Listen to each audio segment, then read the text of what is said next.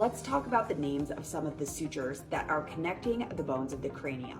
We have the coronal suture, the sagittal suture, we have the squamous suture, and we have the lambdoid suture.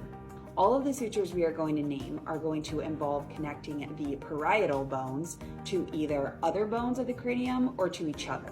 Where are the parietal bones? So when we are looking at the cranial vault here, which is this upper region of the cranium, what we need to see is that this bone in the front, this is the frontal bone, and the parietal bones are the two bones, the right and left, that are located just posterior to or behind the frontal bone. The first suture we're going to talk about is the suture located right here.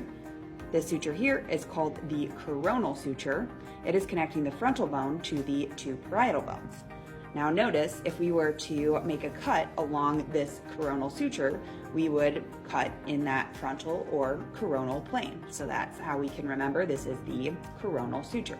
The next suture we can see is connecting the right parietal bone to the left parietal bone. And notice if we were to make a cut along this suture line, we would cut in the sagittal plane. Therefore, this is the sagittal suture.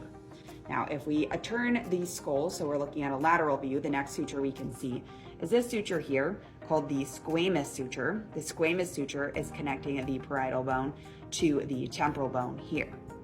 Now, if we look at the posterior aspect of the skull here, we can see one more suture that is connecting the occipital bone to the two parietal bones. This suture is called the lambdoid suture.